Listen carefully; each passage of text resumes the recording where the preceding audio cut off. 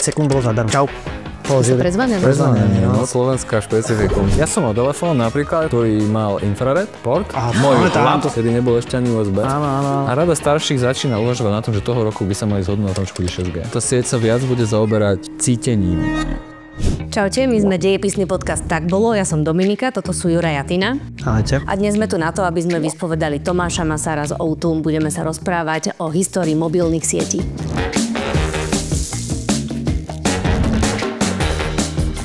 Tomáš, čo viedlo k tomu, že sme prešli od telefonovania cez pevnú linku k mobilom? Bolo to na začiatku niekedy v 50. rokoch, keď niekoho napadlo, že do aut pripevní vysielačku a bude chodiť a telefonovať, ale v tom aute vzadu mal plný kufor elektroniky na to, aby mu to nejakým spôsobom fungovalo a vysielalo to k najbližšiemu ďalšiemu vysielaču. A neskôr prišli s konceptom toho, že čo keby sme tých vysielačov spravili po celej republike viac, a tých ľudí si prehadzovali medzi tým vysielačom, aby to nebolo len ako keď taxikári mali jednu stanicu. Tento koncept potom, ako sa podarilo ľuďom vyvinúť lacnejšie telefóny a menšie a niekto nainvestoval do veľkého množstva vysielačov, sa vlastne stal prvými mobilnými sieťami. Využívali to iba vojaci, nie? Nebolo to na účely súkromného telefonovania? Bolo to na účely súkromného telefónu. A v tom momente, keď sa objavila prvá investícia do tých obrovských vysielačov, to bolo niekedy okolo 70. rokov, a to je ten moment, kedy sa to objavilo prvýkrát u ľudí v rukách. Dobre, to je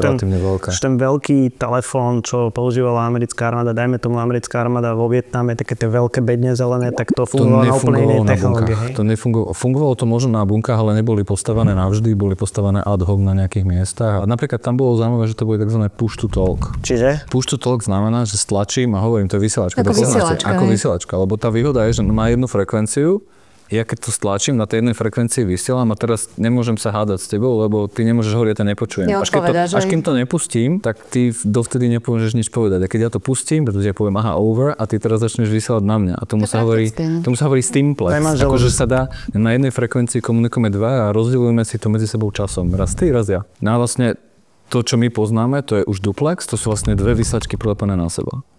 Jedna má stále stlačené tlačítko a stále hovorí a tá druhá stále prijíma. Takže to slúchatko je jedna vysielačka, ktorú ty prijímaš a to druhé, čo do čoho hovorí, že tá druhá, kde akože niekto tam nedrží to tlačítko a my vlastne preto potrebujeme vždy dve frekvencie. Jednu, na ktorej my vysielame von a druhú, na ktorej prijímame. Do akej miery sa ten telefón podobal na dnešný? To telefónovanie bolo úplne iné, alebo... Bolo to dosť odlišné. Ako keď si zoberieme to, čo vzniklo v tých 90-kách pred rozdelením republiky, to bolo NMT a to fungovalo v podstate na analogových frekvenciách veľmi podobným spôsobom, ako fungujú to naozajstné vysielačky. Fungovalo to na nižších frekvenciách, takže tých vysielačov na Slovensku bolo tak 10-krát menej ako dneska. Výhodou bolo, že ich bolo málo. Nevýhodou bolo, že to bolo veľké územie. To znamená, tých ľudí, ktorí tam naraz boli poukrytí, bolo oveľa viac a tým pádom nastala situácia, že sa nedalo telefonovať. Lebo naraz tam v tom veľkom území... To bola preťažená tá sieť, dá sa povedať? Si vytočila, bolo to nedalo sa to proste vytočiť, pretože tá sieť umožnila na tom relatívne veľkom území, povedzme, že 30 km do okruhu, mať 5-6 hovorov naraz.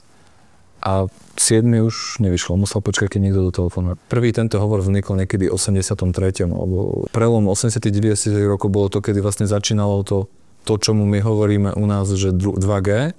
A to 2G vlastne vznikalo v Škandinávii. To bolo veľmi zaujímavé vlastne, že tie svetové štandardy začali vznikať v Európe, lebo tie firmy, ktoré to dali dokopy, potrebovali, aby im ľudia telefonovali vzdialenejšie, takže tá mobilita bola zaujímavejšia v tej Škandinávii, kde boli relatívne veľké vzdialenosti medzi tými mestami a ľudia veľa času trávili na cestách, ale čo bolo ešte zaujímavejšie, že vlastne tým, že to bolo veľa krajín medzi sebou, oni od začiatku tú sieť stavili, ako aby bola pripojená do systému, že roaming. Ten telefón, ktorý máte, on není slovenský, nemá nič, potom tam vložím SIM kartu a on počíta s tým, že sa pripája na všetky siete, ktoré vidí.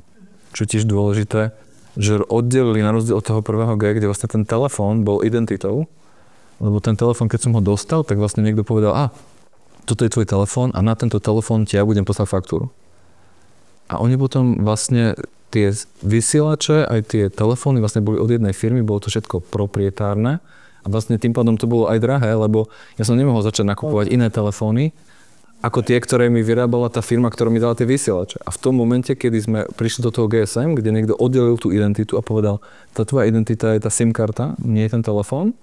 A tým pádom ja som mohol vybrať SIM kartu a kúpiť si telefón Ericsson, Nokia, hocičo iného a tým pádom vlastne som vytvoril ekosystém, v ktorom boli jedni výrobcovia tých vysielačov, iní výrobcovia telefónov, vznikla tam konkurencia. To je ďalší krok, ktorý vlastne umožňuje to vlastne urobiť lacnejšie, lebo sa viacerí bijú o to, kto vyrobí ten telefón a vzniká tam trh.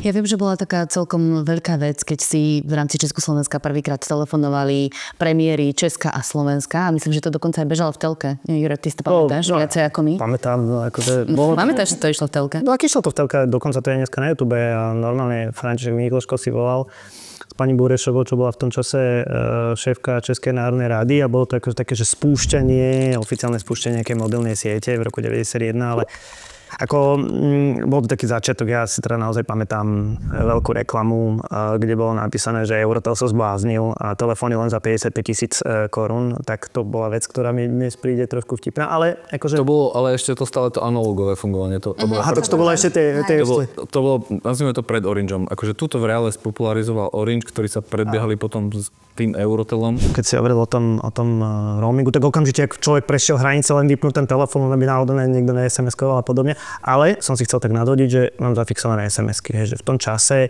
poslať SMS-ku, presne by to malo toľko znakov, že to stalo tuším 3 koruny, hej, že... To nepostalo ďalej, to bolo nejakých, neviem, obmedzený počet znakov, už si ďalej nemal. Najprv sa to nedalo a potom si platil viac. A jednu vec, čo mi teraz vyplávalo, to bolo, že tuším 5 sekúnd bolo zadarmo, že si tak ľudia, čau, položili. Ste sa prezvanili? prezvanili, no. No to bolo taká slovenská špecifikum, to si pamätám. Spomínali sme tu Škandináviu a SMS-ky. Prvá SMS-ka bola poslaná vo Fínsku, myslím, že v 92. a to bola práve v rámci 2G siete. Čo potom priniesla 3G a ďalšie G? No to nikdy nebolo, že hneď, hej. 2G je z toho starého telefónneho sveta, čo znamená, že sa akoby vytvára ako keby priame spojenie. Keď sa spolu rozprávame, tak sa akoby vytvorí kanál, cez ktorý idú tie dáta. Na to, aby sme sa spolu rozprávali, či už tie dáta idú analogovo cez nejaký drôt, alebo sa prenášajú vzduchom. Keď sa to digitalizovalo, tak vlastne na to, aby na tých frekvenciách dostali tých hovorov viac, tak rozdielili ten čas na také malé bločiky. A keď sme spolu chceli naraz telefonovať, tak každému z nás pridelili malý kus. My na tej istej frekvencii sme v nejakej milisekunde nás to prehádalo medzi sebou. A my sme naraz mohli telefonovať, ale tým pádom na tej jednej základnej stanici mohla naraz bežať 8-16 hovorov. Potom prišli z 2,5G a nazvali to GPRS a to vlastne bola ako keby technológia, ktorá umožnila niektoré z tých kanálov využiť nielen na hlas, ale aj na dáta. Pred tým GPRS ešte boli aj tie vytačené dáta, tak ako to bolo fyzicky na pevných linkách, tak to chvíľku fungovalo aj na telefónoch. Ja som mal telefón napríklad, ktorý mal infrared port. Môj laptop mal infrared port. Áno. A ja som cez ten laptop vytočil na tom telefóne nejaké číslo na internet a ono sa to vytočilo a zrazu som mal... Ale nemohol si tým telefónom pohnúť, aby sa ten... Nie, nemohol som s ním pohnúť, sa by tak nastavil, aby to fungovalo. Potom sa dal kúpiť káblik, ktorý sa dal pichnúť do sériového portu, tedy nebol ešte ani USB a išlo to, tiež sa dalo nejakým spôsobom datovať. To sme v akom roku ináč? Prepáčte, to sme rok 2000, tak nejak. Teraz v praxi prečítal si mail. Hej? Tak lebo v roku 2000 si nemal telefón, kde si Ale ráno mal vedel si ju s tými založený ten dátami mail, niečo to, že robiť. ja neviem, Medvedík 666, lebo si ho práve založila, hej, ale... Strašne si sa prezvadil práve. To bolo 2,5G a potom bolo 2,75G. Dobre, MSky? To bol Edge. Edge. Takže keď máte na telefóne dneska napísané 2G, znamená to 2G, G znamená GPRS a keď tam E, je to znamená, že Edge. Kedysi zase armáda, aby spravila sieť, ktorá sa nedá zhodiť, tak vymyslela, že miesto, aby sme si natiahli medzi sebou kábel, ktorý hocikto môže preseknúť, tak to spravíme tak, že my keď ti niečo pošleme, tak to rozdielime na malé bloky a pošleme to do siete, ktorá sa rozhodne, ktorou cestou je najkratšie, aby tie bloky sa tam dostali, tam sa späť poskladajú.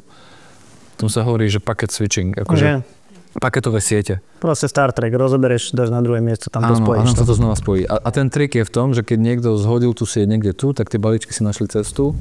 Okolo toho, najkratšou cestou došlo do nám. A to je vlastne tak vznikol internet. Tento Edge v podstate už bol prvý takýto packet switched, hej? A toto bol vlastne najďalej, kam to 2G dotiahlo z hľadiska dát a prišli s 3Gčkom. A bolo to nastavené tak, aby to fungovalo na videohovory. To ja si pamätám, že môžete konečne telefonovať akože video hovorí a viem, že vlastne väčšina tých telefónov to v tom čase na Slovensku akože nestihla, respektíve nebola taká. Ono to fungovalo. Ako ja si pamätám prvý videohovor, kedy som behal po nejakom obchode a ukazoval som žene čo. Ale ono to šlo. No. Akurát som vyzeral ako idiot. Preto sa to neujalo? Nebolo to spoločensky ako keby prístupné. Dneska je úplne bežné, že ľudia chodia a nikto si z toho nič nerobí, ale vtedy to nebolo úplne bežné. Toto je 2006. No, lebo v tom čase asi najviac bolo takých tých klasických Nokia. Ale oni všetky mali farebnú obrazovku, to oni všetky medzi tým stihli mať foťák, lebo to koniec toho 2G bol vlastne, že tie telefóny prešlo relatívne veľkou zmenou, pribudli na nich foťáky, pribudli na nich GPS-ky, pribudli na nich farebné displeje a to je to, čo umožňovalo vlastne ten hovor ako keby prijať, ale aj odosielať nejaký obraz. Lebo oni k tomu 3G to nebolo nie, že to vyšlo 3G, 3,5G a tak ďalej, tam bolo HSPDA, HSPDA+, to boli technológie, ktoré umožňovali primiešavať viac a viac frekvencií a tým pádom cez to ako keby prenášať väčšie objemy dát. A toto v kombinácii teda s iPhoneom, ktorý prišiel s relatívne popularizovaným, jednoduchým užívateľským prostredím práve na browsovanie po internete, to dalo dokopy ten fakt, že sa začali rozvíjať v podstate mobilné dáta. Ako vlastne iPhone a tá možnosť preniesť dáta v relatívne užívateľsky príjemnej forme bolo niečo, čo vlastne spôsobilo, že sa začali ako keby ľudia viac sústrediť na mobilné dáta. A všetko, čo išlo odtedy ďalej, už dávalo ten hlas ako jednu z mnoha služieb, ktoré sa cez tie dáta dajú preniesť. Lebo 4G už nemá službu hlasu riešenú tak, ako mali tie všetky, aj 3G ešte malo cez tie circuit switch, to znamená, že okruhy, kde sa vlastne dedikovala kapacita. Od 4G už je to jedna z datových služieb, hlas je rovnaká služba ako video alebo čokoľvek iného. No a čo teda bude ďalej? Teraz sme 5G, tam medzi 4G a 5G predpokladám, že je rýchlostný rozdiel a zase nejaký väčší objem dát, ktorý sa ideme prenašať. A čo je teda to, čo má byť v budúcnosti? Lebo hovorí sa, že 6G od roku 2030. Je to zaujímavé. Ono, aby ste pochopili, ako to vlastne vzniká. Vznikal tam taký ekosystém tých ľudí, ktorí dávajú dokopy tie technológie, ktoré vysielajú tú sieť. Tých ľudí, ktorí to predávajú, to sú operátori. Tých ľudí, ktorí sú regulátori, ktorí určujú, ktoré frekvencie, kde sa môžu na to použiť. A potom tých ľudí, ktorí dávajú dokopy tieto zariadenia.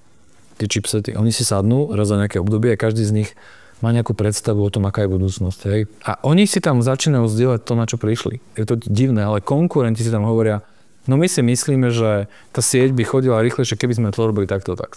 Oni nedajú úplne celé to tajomstvo, oni to, ako sa to reálne exekuje, nepustia, ale ukážu, čo sa im podarilo vypatrať a navrhujú, a my si myslíme, že toto by sa mohlo nazvať 5G. A teraz sa tam vadia, aké výhody a nevýhody to má pre každého z tých stakeholderov v tom ekosystéme. Tak to bude vyzerať, keď bude komunikovať ten telefón s tou základnou stanicou. Tak to bude vyzerať, keď sa to bude chovať v roamingu. A takéto si musíte vydohodnúť medzi sebou v roamingu štandardy na to, aby to fungovalo. A to sa všetko spisuje. A každá tá nová generácia, to sa volá release, hej, a tá partička vlastne sa vždycky raz za nejaké obdobie stretne a oni sa dohodnú na novom release čosi a tam sa nadefinujú nové pravidlá. A čo teda bude to, ak ti rada starších teda prezvedila, že čo nás čaká najbližších? Táto rada starších ešte nezhodla na tom, čo bude 6G. Táto rada starších presne má popísané veľkú časť 5G. To 5G, ktoré my máme a používame, má nejaké ďalšie etapy, kde ešte fyzicky nie sú vyrobené, ale vie sa, ako by mali fungovať. Lebo niekomu z nich sa to podarilo spraviť, ale ešte sa nie všetci im podarilo to vyrobiť. A rada starších začína uvažovať na tom, že toho roku by sa mali zhodnúť na tom, čo bude 6G. Čo to v reále 6G bude, každý z nich má nejakú inú predstavu. Takže keď si prečítate napríklad Ericsson alebo Huawei, tak každý vám dá taký 20-30 stránkový papier, čo si predstavujú po 6G. Oni sa niekde zhodnú, ale niekde sa úplne odlišujú. A je tam nejaká divočina, také, že telefón v prste alebo také hologram. niečo? Je tam divočina, ktorá hovorí o tom, že tá sieť sa viac bude zaoberať cítením. My už dneska v tej sieti vidíme relatívne veľa, čo sa deje. Hej? Kade sa hýbete, keď chodíte s telefónom.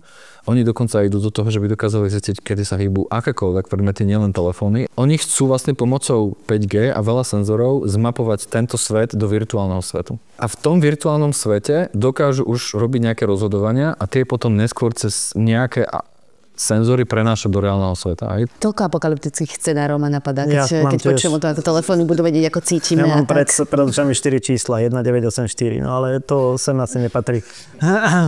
oni si tí ľudia, ktorí to dajú dokupy, uvedomujú benefity, ale aj negatíva toho. Takže je to banda celkom múdrych ľudí, ktorí To by som chcel vedieť Richieri Camelotu, keď zasadnú, teda, že ako to vyzerá. Dá sa na to ísť pozrieť, ja som na takom jednom scéne bol. Akože je to zábavné, nerozumiem ani slovo.